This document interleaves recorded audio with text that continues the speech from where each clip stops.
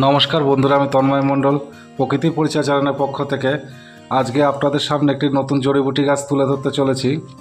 এই গাছটির নাম হচ্ছে বানভস্য।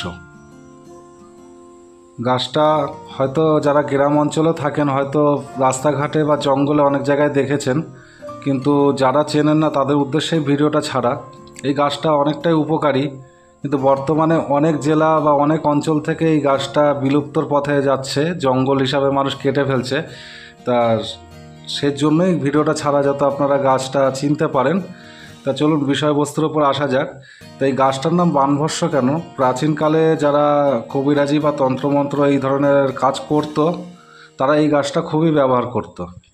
কোনো রকম ধরুন তুকতাক, ব্ল্যাক ম্যাজিক, যেগুলো এখন বর্তমানে খুব সমাজে প্রচলিত সোশ্যাল মিডিয়ায়, সেই ধরনের সমস্যাকে আটকানোর জন্য বা সমস্যা থেকে বাঁচার জন্য বা সমস্যা থেকে দূরে থাকার জন্য, সেই ধরনের ব্ল্যাক ম্যাজিক বা এই ধরনের সমস্যা, এই গাছটাকে বিভিন্ন পঞ্চাঙ্গ বিভিন্নভাবে সেই সমস্ত মানুষরা ব্যবহার করত। তা এটা আমার একজন বয়স্ক মানুষের মাধ্যমে এই অভিজ্ঞতাটা হয়েছে। এটা জাস্ট আলোচনার মাধ্যমে আপনাদের তুলে ধরলাম। কিন্তু ব্যক্তিগতভাবে আমাকে কেউ এই বিষয়ে ফোন করবেন না, কারণ আমি কোনো কবিরাজ নই। আমি একজন আপনাদের মতো সাধারণ মানুষ, খেটে খাওয়া মানুষ। আমি জাস্ট গাছগুলো চিনি, আপনাদের মাঝখানে তুলে ধরি।